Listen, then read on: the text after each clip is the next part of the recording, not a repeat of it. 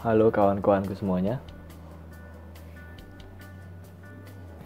Halo kawan-kawanku semuanya, bagaimana kabarnya nih? Kali ini bertemu lagi dengan saya di channel ini. Alhamdulillah kabar saya sekarang lagi baik. Bagaimana kabar kawan-kawan semuanya? Mudah-mudahan selalu dalam kondisi baik ya. Bagi yang sedang sakit, mudah-mudahan segera sembuh dan kembali bisa beraktivitas seperti sedia kala. Oh iya, subscriber di video ini sudah ada 1000 ya, alhamdulillah.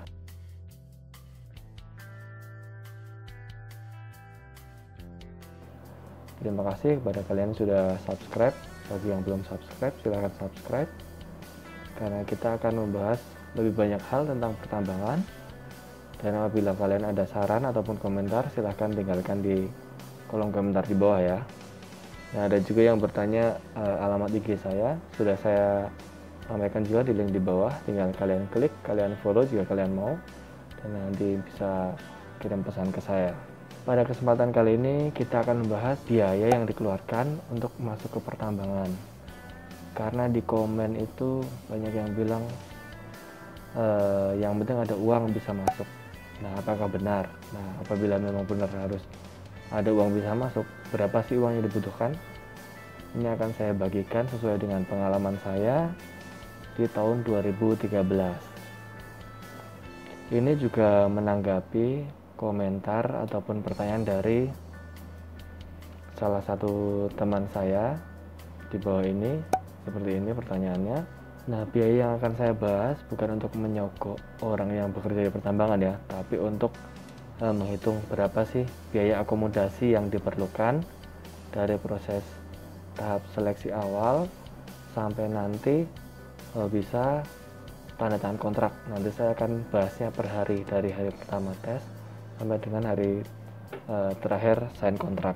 Oh iya, bagi teman-teman yang belum subscribe, silahkan subscribe dulu jika kalian mau. Jika kalian nggak mau, suatu saat kalian akan terbuka pikirannya dan mau subscribe. Yuk kita selalu pakai masker, social distancing, dan physical distancing untuk mencegah semakin menyebarnya virus corona.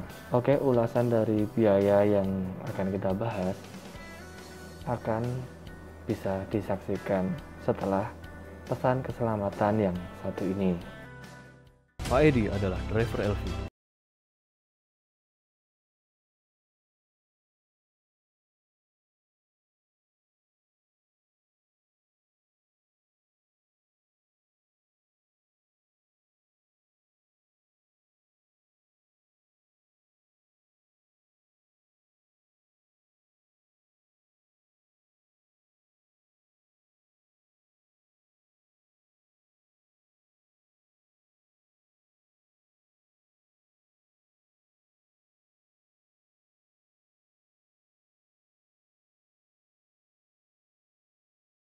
Dan Fatik untuk mencegah kecelakaan kerja.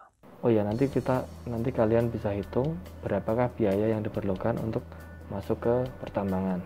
Yang pertama adalah hari pertama. Hari pertama adalah psikotes dan interview HRD dari vendor. Biaya yang saya keluarkan pertama adalah biaya bensin. Dari rumah ke tempat tes itu kurang lebih 18 km, sekitar 1 liter bensin.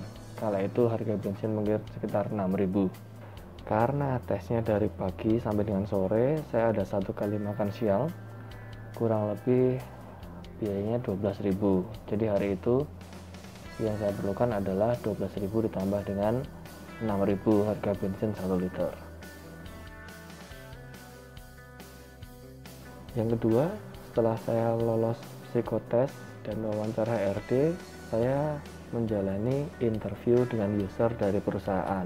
Karena saat itu saya menyadari baju saya itu kumel, baju saya yang formal itu kumel. Jadi saya membeli satu set baju, satu buah baju dengan harga Rp120.000. Hal itu saya lakukan biar saya pede pada saat interview dengan user. Setelan saya bagus, jadi saya bisa mengeluarkan potensi yang terbaik yang saya bisa. Itu juga perlu ya teman-teman, nanti kalau misalkan interview merasa bajunya kurang pas, nggak apa, kita berkorban beli baju supaya percaya diri kita meningkat, sehingga apa yang kita jawab bisa menjadi jawaban yang terbaik dari kita. Kemudian biaya yang kedua adalah biaya transportasi dari rumah ke tempat interview, kurang lebih setengah jam perjalanan, ya 1,5 liter lah, pulang pergi 1,5 liter, jadi sekitar Rp9.000. Pada saat itu saya makan siang gratis di rumah pacar saya. Jadi setelah interview saya makan siang di rumah pacar saya, jadi gratis. Untuk hari itu biaya yang saya keluarkan adalah 120.000 ditambah dengan 9.000, jadi 129.000. Karena saya lolos di interview yang kedua, saya menjalani interview yang ketiga. Interview yang ketiga ini agak mahal karena interviewnya di Jakarta, jadi biaya saya agak bengkak nih. Yang pertama adalah biaya naik ojek dari rumah ke stasiun, kurang lebih 30.000, pada saat itu 30.000 ya.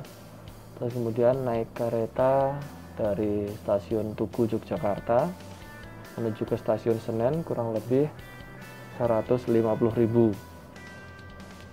Kemudian esok harinya, karena interviewnya esok harinya, jadi saya menumpang di kosan teman. Pada saat itu teman saya 2 orang menyewa satu kamar kos. Mereka berdua tinggal satu kamar, jadi saya numpang jadi bertiga sementara tinggal di situ. Oh iya, naik ojeknya dari Pasar Senen ke kosan teman saya 30.000 ya, 30.000. Terus kemudian makan malam kurang lebih saat itu sekitar 10.000 saja, saya nyari yang murah. Sebenarnya nginep di kos teman saya itu gratis. Nah, pagi harinya menuju ke kantor interview, kurang lebih 1 km saya jalan kaki biar hemat. Kemudian nggak pakai sarapan, makan siang gratis ya, makan siang gratis di perusahaan itu. Terus kemudian setelah selesai interview, saya naik ojek langsung, sorenya naik ojek dari kantor interview ke Pasar Senen, 30.000 juga. Terus kemudian pulang kembali ke Jogja naik kereta sekitar 150.000. Jadi berangkat ke Jakarta 150.000, kembali ke Jogja 150.000. Kemudian naik ojek dari Pasar Senen, dari stasiun Tugu ke rumah sekitar 30.000. Jadi lumayan banyak. Nah, itu jumlahnya.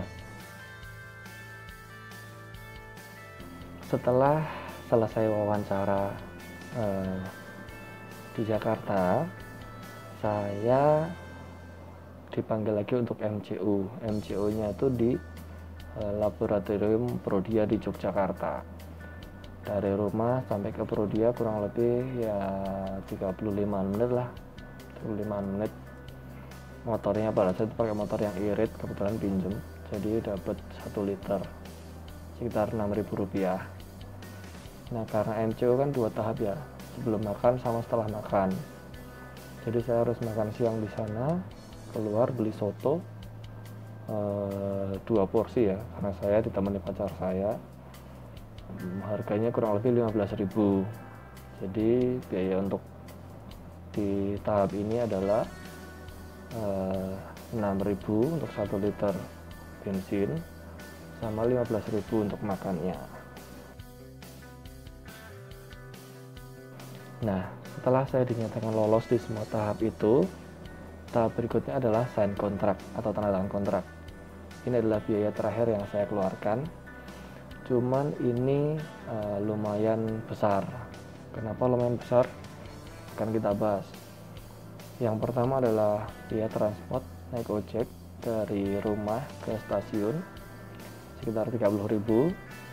Kemudian naik kereta dari Jogja ke Jakarta Pasar Senen ya 150.000. Naik ojek dari Pasar Senen ke kos-kosan sekitar 30.000. Nah, karena kos-kosan kemarin saya numpang, mereka sudah ada berdua dalam satu kamar dan orangnya pun juga sudah pindah gitu kan, saya harus ngekos sendiri. kos sendiri pada saat itu, karena saya mau lama ya di Jakarta kurang lebih 1 bulan, jadi nggak bisa kalau numpang. Itu kosannya sekitar 1 bulan 550.000 harus saya bayar saat itu juga, hari itu juga. Terus kemudian di hari berikutnya pada saat mau sign kontrak, saya ya biasa jalan kaki biar hemat. Pada saat itu nggak sarapan, jadi jalan kaki, nggak sarapan. Terus pada saat sign kontrak sekitar jam 10, tanggalnya 19 April di hari Jumat tahun 2013, saya sign kontrak untuk menjalani program FGDP atau Fresh Graduate selama 1 tahun di PT Pama Persada Nusantara. Oke, mungkin itu ya rincian biaya yang saya keluarkan dari proses awal sampai dengan proses sign kontrak. Ingat, biaya yang saya keluarkan itu bukan untuk biaya menyogok ataupun sebagai gimana caranya bisa masuk, tapi adalah biaya akomodasi selama saya dari tes pertama, tes kedua, ketiga, dan sebagainya sampai dengan MCU, sampai dengan hari H saya melakukan tanda tangan kontrak. Mudah-mudahan itu memberikan gambaran. Oh ya, nanti jumlahnya akan saya total ya, jumlahnya segini untuk semua tahap itu. Nah, apabila teman-teman ada pengalaman ataupun komentar, silahkan tinggalkan di kolom komentar. Follow juga Instagram saya. Jangan lupa yang belum subscribe, silahkan subscribe di channel ini. Berikan juga komentar kira-kira apa lagi yang akan saya bahas di video berikutnya. Terima kasih, semoga memberikan gambaran. Assalamualaikum warahmatullahi wabarakatuh. Dadah.